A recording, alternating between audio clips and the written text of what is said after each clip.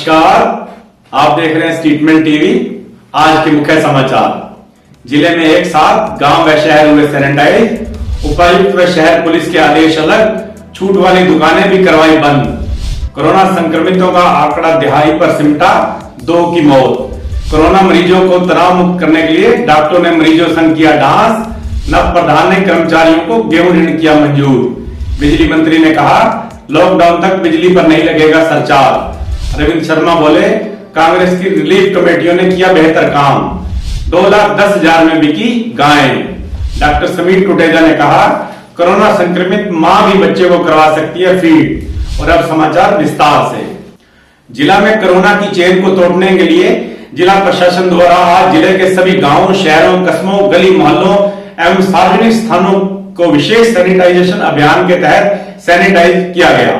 Vaccination के लिए विशेष कैंपों का भी आयोजन किया गया। उपायुक्त डॉक्टर नरहरि सिंह बांगड़ ने बताया कि जिला में कोविड के संक्रमण को रोकने के लिए जिला प्रशासन द्वारा लगातार कदम उठाए जा रहे हैं। जिला में संक्रमण के मामले कम हुए हैं, लेकिन इसके बावजूद हमें एहतियात बरतने की जरूरत है। उन्होंने कहा कि जिस जगह से ज्यादा मामले आते हैं वहां विशेष तौर पर सैनिटाइजेशन अभियान किया जा रहा है। आज अतिरिक्त उपायुक्त डॉक्टर मनीष नागपाल, संबंधित एसडीएम, बीडीपीओ व शहरी स्थानीय निकाय विभाग के अधिकारियों व कर्मचारियों द्वारा सैनिटाइजेशन महाअभियान चलाया गया। में अपने सभी 260 ग्राम पंचायतों में और सभी म्युनिसिपल कमेटी और काउंसिल के अंदर हर वार्ड में जहाँ जहाँ भीड़ भाड़ की बात होती है, जहाँ सफाई की ज्यादा व्यवस्था की बात होती है, वहां पर पूरा सैनिटाइज किया है। और एक ही बार में किया है, सुबह लगभग 6:30 बजे से लेकर और ये अभियान में 11, साढ़े 11, 12 बजे तक कई जगह के लिए चला है। तो इस अभियान के तहत हमारा एक ही मकसद रहा है कि हम जितने भी स्वच्छता का ख्याल रखेंगे हम उतने स्वस्थ रहेंगे। और इसमें एक ही बार में सारे करने का अभियान के तहत ये मकसद रहा है कि ज्यादा से ज्यादा लोगों की इसमें भागीदारी है। सर, जिस प्रकार से सैनिटाइजेशन किया गया है, क्या अलग अलग डिपार्टमेंट्स की इसमें ड्यूटीज लगाई गई हैं या किसी एनजीओ को भी इन्वॉल्व किया गया है इसमें?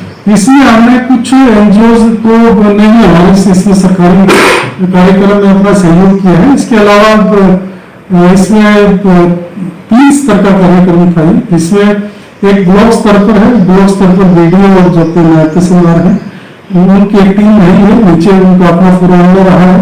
उसके ऊपर फिर एसडीएम साहब उसके इंचार्ज थे, सब डिवीजन वाले को उनकी देखरेख रही और ओवरऑल इंचार्ज इसके एडीसी साहब थे। तो इस तरह से एक पूरा खाका तैयार करके हमने और पूरे सभी ग्राम पंचायतों में और सभी वार्ड कमेटी से दोनों एरियाज को लेकर आज हमने सैनिटाइजेशन की कार्यक्रम किया। आगे का क्या प्रोग्राम है सर? इसको क्या कंटिन्यू रखा जाएगा या इसको आवश्यकता अनुसार इसकी जहां पर भी इसकी फिर से आवश्यकता पड़ेगी, क्योंकि एक कंटिन्यूस प्रोसेस है। जहां भी इसकी जरूरत पड़ेगी, जहां से भी महसूस होगा कि यहाँ सैनिटाइजेशन की पूरी आवश्यकता है, तो वहां उसको सैनिटाइज को दोबारा भी कराएंगे और लोगों को एक स्वच्छता के प्रति जागरूक करने का एक अभियान भी रहेगी, ताकि लोग और ज्यादा सजग हों और ज्यादा अपने आप को स्वच्छ रखें। स्वच्छता ही स्वस्थता की पूंजी है। आज स्वास्थ्य विभाग ने लघु सचिवालय में सचिवालय के कर्मचारियों को वैक्सीन लगवाने के लिए कैंप लगाया। इस कैंप में कर्मचारियों के अलावा आसपास के लोगों की भी भारी भीड़ उमड़ी। सोशल डिस्टेंसिंग के नियमों की कहीं पालना होते नजर नहीं आई। डिप्टी सीएमओ सुनीता सोखी से जब हमारे संवाददाता लवकेश ने बात की तो उन्होंने कहा, यह काम प्रशासन के सिक्योरिटी गार्ड का है, वही सोशल डिस्टेंसिंग मेंटेन करे। एसडीएम कुलभूषण बांसल ने कहा कि मामला उनके संज्ञान में आ गया है, वह शीघ्र ही इसमें व्यवस्था ठीक करेंगे। सर, ये कोरोना महामारी को देखते हुए ई रिक्शा में जो इतनी हजारों में पब्लिक डीलिंग होती है, इसमें क्या कुछ व्यवस्था है? ई रिक्शा में पब्लिक डीलिंग का जहां तक सवाल है, मोस्टली एमएलसी डीएससी का काम बंद है। रजिस्ट्रीज का स्टार्ट है हरियाणा सरकार के निर्देशन से। तो इसमें सब प्रकार की व्यवस्था के लिए उनको डिप्यूट किए हुए पीएंस को सोशल डिस्टेंस के लिए, मास्क सैनिटाइजर के लिए भी, और जैसा आपने अभी मेरे संज्ञान मिला, मैंने तहसीलदार को डायरेक्ट किया कि एक बार उसको चेक करे और जो कोरोना के सारे प्रोटोकॉल्स हैं उनको पालन करने के बाद ही ई रिक्शा को सुचारू रूप से चलाए जहां तक आवश्यक है। सर, ये अभी यहाँ वैक्सीन लग रही है सभी को कोरोना को देखते हुए, तो वहाँ पे भीड़ बहुत है, कोई कंट्रोल नहीं है, उस बारे में क्या कहोगे? वैक्सीनेशन में इतने लोग तादाद में आए हैं, ये हर्ष का विषय है। जहां तक कंट्रोल की बात है, सिक्योरिटी वहां पे लगाई हुई है। अभी मैंने सोखी मैडम से बात की है जिस सारे कैंप को देखने जिसने ऑर्गेनाइज किया, तो अभी अपना विजिट करके इसको कोविड प्रोटोकॉल्स की सारी पालना करना सुनिश्चित करेंगे। तो सर ये कब तक हो जाएगा? ये जो सैनिटाइजर का है और जो वावेशन लगे हैं उन्हें पानी नहीं आता, साबुन नहीं रखी होती, ये व्यवस्था कब तक हो जाएगी? सैनिटाइजर ऑलमोस्ट हर जगह अवेलेबल है। अगर कहीं खत्म हो गया तो अपने संबंधित क्वार्टर से लेके वहां पे रख सकते हैं। हो सकता है कहीं टाइमिंग अवेलेबिलिटी ना हो। आई थिंक मौके के अधिकारी भी इस बात का थोड़ा सा ध्यान रखें और थोड़ा सा इसमें वो मतलब संजीदगी से काम लें। वहीं आज पॉली क्लिनिक में शेड्यूल के मुताबिक वैक्सीन लगवाने गए 18 से 45 वर्ष के लोगों को वापस लौटना पड़ा, क्योंकि स्टाफ नर्सों ने उन्हें बताया कि आज उनके पास वैक्सीन की सप्लाई आई ही नहीं। वहीं जिले में आज एक राहत की खबर भी आई है। पिछले कई दिनों से जहां जिले में 3 डिजिट में कोरोना के केस आ रहे थे, आज यह आंकड़ा सिमटकर 2 डिजिट पर आ गया है। जिले में आज कोरोना के मात्र 77 केस आए हैं। वहीं दुख की बात यह भी है कि कोरोना से आज 2 लोगों की जान भी चली गई। बिजली मंत्री रणजीत सिंह चौटाला ने कहा कि कोरोना जैसी महामारी पिछले 100 सालों में नहीं देखी गई। उन्होंने कहा कि अनुमान नहीं था कि इस बीमारी से निपटने के लिए इतने बड़े इंतजाम करने पड़ेंगे। किसी को उम्मीद नहीं थी कि इतना बड़ा संकट आया था। उन्होंने कहा कि कोरोना महामारी के इस दौर में उनके पास सरसा व फतेहाबाद की जिम्मेदारी थी और उन्होंने हर गांव में किट भेजी है।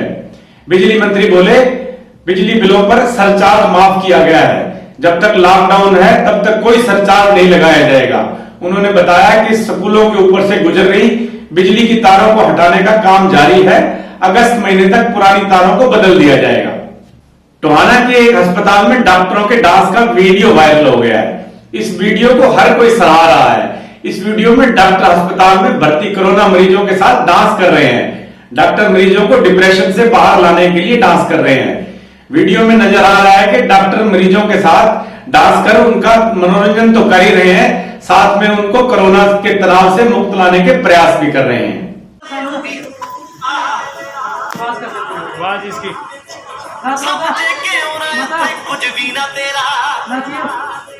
राजू थोड़ा आगे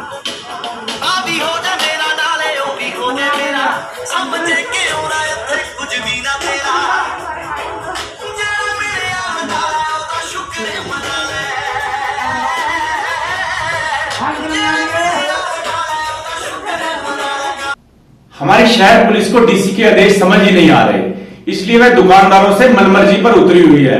प्रशासन द्वारा किराना, ऑप्टिकल की दुकानों सहित आवश्यक वस्तुओं की दुकानों को दोपहर 2 बजे तक खोलने की छूट दी हुई है। बावजूद इसके आज पुलिस ने शहर में इन दुकानों को 12 बजे ही बंद करवा दिया।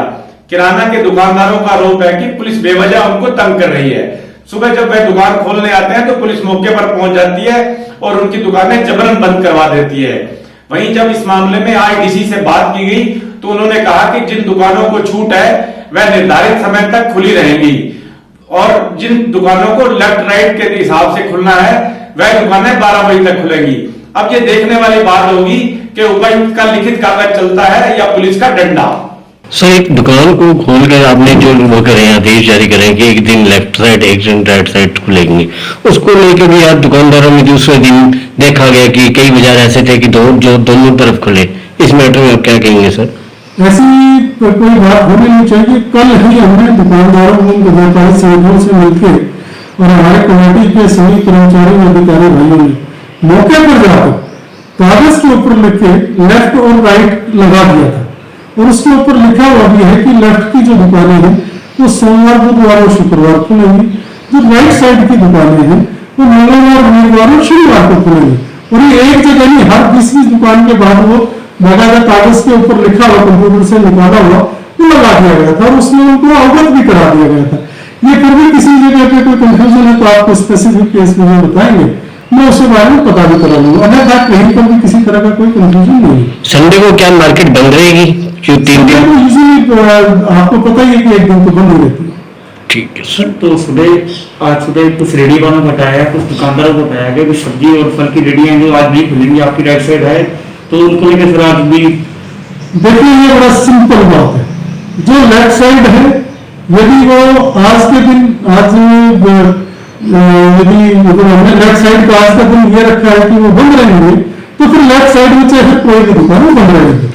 यदि इसको एग्जम्पशन नहीं दी गई तो सर अगर वो किराने की दुकान भी एग्जम्पशन अलग बात है। मैं कह रहा हूँ कि यदि इसको एग्जम्पशन दे रखी है, एग्जम्पशन कैटेगरी अलग है, उसको हमने एग्जम्पशन कैटेगरी 31 मई तक एक्सटेंड किया है वो छोड़कर यदि कोई दवाई की दुकान है, यदि कोई और दूसरी एसेंशियल सर्विसेज की दुकान है, ऑप्टिकल है सर, नहीं एसेंशियल सर्विसेज में जो जिसको भी हमने एग्जाम्पशन दे रखी वो खुली रहेगी, अन्यथा सारी की सारी लेफ्ट वाली लाइन खुली रहेगी। इसी तरह से जिस दिन राइट वाली लाइन में बंद होगा, एग्जाम्पशंस को छोड़कर राइट वाली लाइन भी पूरी तरह से बंद रहेगी।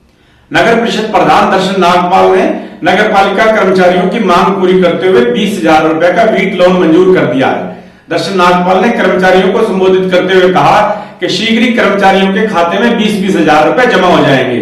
श्री नागपाल ने दावा किया कि इतिहास में पहली बार गेहूं के लिए ऋण मंजूर किया गया है। कर्मचारियों के वेतन से हर माह 2,000 रुपए की कटौती होगी। कर्मचारी नेता राजकुमार टांक ने प्रधान दर्शन नागपाल का आभार जताया और कामना की कि वह पुनः प्रधान चुनकर आए। मैं आज सभी कर्मचारियों को जिन्होंने अपना कार्य अपनी जी जान से किया और कोरोना वॉरियर बनकर शहर को एक नई दिशा दी और नया उत्साह दिया, उसके लिए मैं सभी कर्मचारियों को दिल से सैल्यूट करता हूं और आपका धन्यवाद भी करता हूं कि आपने फतेहाबाद का नाम अच्छी श्रेणी में रखवाया। उन्हीं आपके कार्य को देखते हुए मैंने भी आज ये आपने जो डिमांड रखी थी वीट लोन की, जो पहली बार इतिहास में हो रहा है, वो आपकी मांग पूरी, ये मैंने पूरे कागज साइन करवा के बाद में बाहर निकला हूँ। मैंने सारी कागजी कार्रवाई अपनी करके आया हूँ ताकि आपको दोबारा कहीं किसी किस्म की कोई दिक्कत या सिर्फ आश्वासन न रह जाए, ये कागजों में पूरा हो, जो कहें उसको पूरा करें, क्योंकि ये हरियाणा सरकार भी चाहती है और उन्होंने भी सभी को लिए, जो अगर किसी कर्मचारी के साथ कोई मिस हैपनिंग हो जाती है तो माननीय विज साहब ने, मुख्यमंत्री जी ने 20 लाख की घोषणा की है, भी किसी साथ हो जाएगी तो हम देगी सरकार। उन्हीं पद चिन्हों पर चलते हुए हमने भी सोचा कि क्यों ना हम भी इनका एक लोन ही ले रहे हैं, जो इनके लिए भी बहुत ज़्यादा जरूरी है, ये हम भी समझते थे, मगर सरकार के आदेशों की अवहेलना कोई नहीं कर सकता। हमने इसको प्रोसीडिंग में डाल के ये कार्य किया है। आपको पूरा जो आपकी लोन वाली डिमांड थी उसके लिए भी, और जो भी कोई आपकी और डिमांड भी है, जो तेल की सब मेरे ख्याल तो पूरी हो चुकी है और ना ही आगे मेरे ख्याल आपको कोई कमी आएगी। आप बढ़ चढ़कर ऐसे ही कार्य करते रहें। सैनिटाइज का कार्य और सफाई का कार्य जो आप संस्कार वाले जो कर्मचारी कर रहे हैं, बढ़ चढ़ के जो शहर का नाम ऊंचा कर रहे हैं, और मैं उनका भी दिल की गहराइयों से धन्यवाद करता हूं। और मैं ऐसा आपसे अपेक्षा करता हूं, हमारे सहयोग में भी कोई कमी नहीं रहेगी, सरकार की आपसे कोई कमी नहीं छोड़ेगी, और जहां तक हमारी जो पावर है वो हम आपसे पूरी, अगर हमारी 100 की है तो हम 101 करके देंगे, 99 नहीं देंगे। गांव गोरखपुर निवासी अनु नैन ने यूपीएससी द्वारा आयोजित सीडीएस की परीक्षा में ऑल इंडिया स्तर पर तीसरा रैंक प्राप्त कर नया इतिहास बना डाला है तथा वह जिला फतेहाबाद की पहली महिला लेफ्टिनेंट बन गई हैं। माडूराम आर्य विद्या प्रसार ट्रस्ट गोरखपुर के प्रधान शमशेर आर्य ने अनु नैन की नियुक्ति पर शुभकामनाएं देते हुए बताया कि माडूराम आर्य ट्रस्ट के सचिव रिटायर्ड विंग कमांडर सतपाल नैन की सुपुत्री अनु नैन द्वारा ऑल इंडिया स्तर पर सीडीएस परीक्षा में तीसरा रैंक प्राप्त करना बहुत बड़ी बात है तथा पहली महिला लेफ्टिनेंट बनने पर पूरे गांव व जिला के लिए खुशी की बात है। रतिया में श्री कृष्ण गौशाला की मीटिंग प्रधान राकेश गर्ग की अध्यक्षता में हुई, जिसमें राकेश कुमार ने कार्यकाल पूरा होने पर अपना इस्तीफा कमेटी के आगे रखा। कमेटी सदस्यों ने उनकी सेवाओं को देखते हुए उन्हें आगामी 2 वर्ष के लिए दोबारा गौशाला कमेटी के प्रधान चुना है। इस मौके पर कृष्ण जिंदल, राम निवास, राकेश गर्ग, शिशपाल मंगला, हरिकेश मंगला, विजय सिंगल, टेकचंद खुराना, सुरेश मुंजाल, सोनू ग्रोवर, राजू महमद की, सुखविंदर शर्मा, बाबा चंदगीराम, प्रवीण जिंदल, नवनीत दाताराम, गिरधर लाल, छिंद्रपाल, रमेश गर्ग, धर्मपाल, राजेंद्र ठेकेदार, राजू करंडी, अजय पाला, गौतम आदि मौजूद थे। बैठक में गौशाला के पूर्व अध्यक्ष धन्ना भगत जैन के निधन पर 2 मिनट का मौन रखकर उनकी दिवंगत आत्मा को श्रद्धांजलि प्रदान की गई। आपने भैंसे तो लाखों में बिकती हुई सुनी होगी, लेकिन गांव सूलीखेड़ा निवासी रविंद्र कुमार की गायें 2,10,000 रुपए में बिकी। गाय की यह कीमत क्षेत्र में चर्चा का विषय बनी हुई है। सूलीखेड़ा निवासी रविंद्र डेयरी व्यवसाय व पशुपालन का काम करते हैं। उन्होंने विदेशी नस्ल HF की गायें 2,10,000 रुपए में बेची। यह गाय गांव मेघुवाला निवासी छोटू राम ने खरीदी है। इस विदेशी नस्ल HF किस्म की गाय के प्रतिदिन 53 लीटर दूध है। वर्तमान में अब यह गाय गर्भवती है। यह गाय पहले कन्हड़ी में आयोजित हुए पशु प्रतियोगिता में जिला चैंपियन भी रह चुकी है। पशुपालक रविंद्र ने कहा कि अच्छी किस्म की पशुओं से किसान अच्छी आमदनी हासिल कर सकता है। बार एसोसिएशन रतिया द्वारा न्यायालय परिसर में कोरोना वैक्सीनेशन कैंप लगवाया गया। इस अवसर पर बार एसोसिएशन के पूर्व अध्यक्ष वेद कंबोज ने वैक्सीन लगवाई और कहा कि कोरोना महामारी से बचाव में वैक्सीन का अहम रोल है। इसलिए इस महामारी से बचने के लिए हम सब जो वैक्सीन लगवाने के योग्य हैं वह वैक्सीन लगवाएं और अन्य लोगों को भी वैक्सीन लगवाने के लिए प्रेरित करें। इस अवसर पर बार एसोसिएशन के प्रधान महेंद्र नायक, सचिव समीर तनेजा, कोषाध्यक्ष मुकेश बत्रा और अन्य अधिवक्ता भी मौजूद थे। किसान आंदोलन के 6 महीने पूरे होने के अवसर पर कल 26 मई को संयुक्त किसान मोर्चा पूरे देश में काला दिवस मनाएगा। किसान मोर्चा के संयोजक योगेंद्र सिंह भूथन, वरिष्ठ सदस्य कल्याण सिंह धांगड़ ने बताया कि इसी दिन किसान विरोधी मोदी सरकार के 7 वर्ष पूरे हो जाएंगे। बुधवार को किसान, मजदूर व जन संगठन मिलकर 11 बजे लाल बत्ती चौक पर केंद्र सरकार का पुतला दहन करेंगे और काले झंडे लेकर विरोध प्रदर्शन करते हुए पूरे देश में काला दिवस मनाएंगे। महिला कांग्रेस की जिला प्रधान कृष्णा पूनिया के नेतृत्व में कांग्रेस नेताओं व कार्यकर्ताओं ने आज भुना के सरकारी अस्पताल में PPE किट व सोडियम हाइपोक्लोराइड का सफाई सोल्यूशन भेंट किया। कांग्रेस पार्टी द्वारा चलाए गए सेवा समर्पण अभियान के तहत श्रीमती पूनिया आज भुना पहुंची। उन्होंने कहा, अगर किसी भी व्यक्ति को ऑक्सीजन की कमी, दवाइयों व अन्य किसी प्रकार की मदद की आवश्यकता हो तो वह सीधे तौर पर उनसे या कांग्रेस के किसी भी कार्यकर्ता से संपर्क कर सकते हैं। फतेहाबाद कांग्रेस कमेटी के जिला कोऑर्डिनेटर अरविंद शर्मा ने आज कहा कि कोविड मरीजों की जान बचाने के लिए कुमारी शैलजा के नेतृत्व में प्रदेश के हर जिले में गठित कोरोना रिलीफ कमेटी के सदस्य जनसेवा की भावना से दिन रात राहत कार्य में जुटे हुए हैं। श्री शर्मा ने कहा, जो कार्य वर्तमान सरकार को करना चाहिए था उसे कांग्रेस की रिलीफ कमेटी जनता के सहयोग से कर रही है। महामारी की दूसरी लहर में भाजपा सरकार की लापरवाही तथा कमियों के कारण त्राही मची हुई है। दुनिया भर में अभिव्यक्ति की स्वतंत्रता खतरे में नजर आ रही है। भारत में गाये बगाए पत्रकारों पर मुकदमे दर्ज होते रहते हैं, लेकिन क्या आपने सुना है कि विरोधी खबरों से परेशान होकर किसी देश का राष्ट्रपति पत्रकार का ही अपहरण करवा ले? अपहरण भी किसी घर से नहीं बल्कि एरोप्लेन से। ऐसा ही मामला बेलारूस में देखने को आया है। बेलारूस में पत्रकार रोमन लगातार सरकार के विरुद्ध खबरें प्रकाशित कर रहे थे। खतरा होने पर वह देश छोड़कर पोलैंड चले गए, लेकिन कल जब वह रियान एयरलाइन से यूनान से लिथुआनिया जा रहे थे और उनका जहाज बेलारूस की सीमा में पहुंचा तो बेलारूस के MiG-29 फाइटर जेट विमानों ने इस जहाज को घेर कर जबरन अपने देश के हवाई अड्डे पर उतार लिया। बेलारूस की सेना ने जहाज में सवार पत्रकार रोमन व उसकी गर्लफ्रेंड सोफिया को गिरफ्तार कर लिया। बाद में दोनों को जेल में ले जाकर मारा पीटा गया। इस घटना के बाद यूरोपीय संघ बेलारूस पर भड़क गया है। इस आतंकी घटना के बाद भड़के यूरोपीय संघ ने बेलारूस के विमानों पर अपने हवाई क्षेत्र से उड़ान भरने पर रोक लगा दी है। यही नहीं, 27 देशों के यूरोपीय संघ ने अपनी एयरलाइंस को निर्देश दिया है कि वे बेलारूस के ऊपर से उड़ान ना भरें। बेलारूस में दर्जनों निजी समाचार वेबसाइट ब्लॉक की जा चुकी हैं। सैकड़ों पत्रकारों को या तो गिरफ्तार किया जा चुका है या हिरासत में रखा गया है। दर्जनों अखबार बंद किए जा चुके हैं, लेकिन सरकार के लिए इतना ही काफी नहीं था कि आज उसने पत्रकार रोमन को भी गिरफ्तार कर लिया। पूरे विश्व में इस हाईजैकिंग की निंदा हो रही है। भले ही कोरोना की दूसरी लहर थमती नजर आ रही हो, लेकिन अब कहा जा रहा है कि कोविड की तीसरी लहर भी आएगी। साथ में यह भी जोड़ा जा रहा है कि तीसरी लहर बच्चों पर सबसे ज्यादा असर करेगी। क्या तीसरी लहर आएगी तो बच्चे इससे बचने के लिए क्या करेंगे? पेरेंट्स अपने बच्चों के लिए क्या करेंगे? कई बच्चे कोविड में ठीक होने के बाद भी तेज बुखार आता है। यह क्या कोई नई बीमारी है? कोविड में स्टेरॉइड कब शुरू करना ठीक रहता है?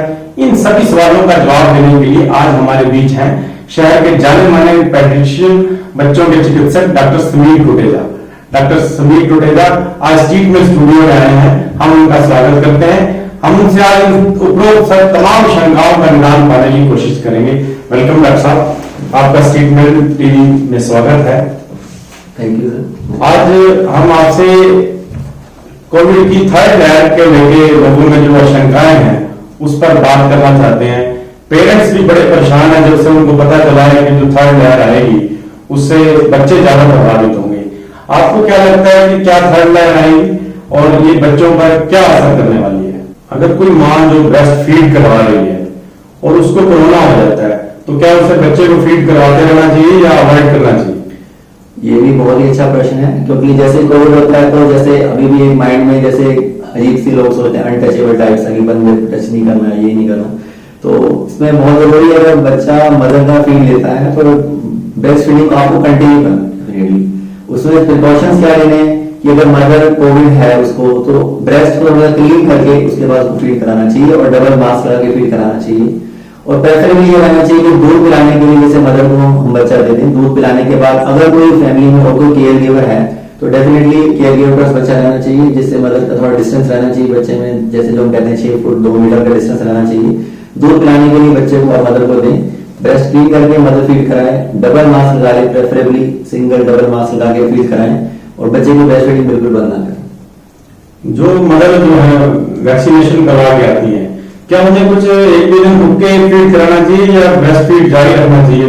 वैक्सीनेशन में उस पर कोई प्रभाव नहीं? तो देखिए पहले जो रिकमेंडेशन थी वो ये थी कि जो मदर दूध पिला रही है उनको रेगुलर वैक्सीन लगवानी ही नहीं चाहिए।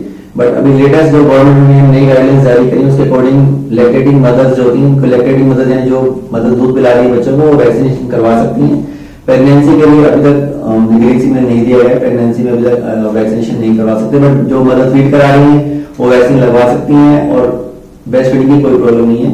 वैक्सीन लगवाने के तुरंत बाद ब्रेस्ट फीडिंग करवाई जा सकती है। डॉक्टर समीर टुटेजा का पूरा इंटरव्यू कल 12 बजे आप स्ट्रीट मेल टीवी पर देख सकते हैं। आज के लिए बस इतना ही।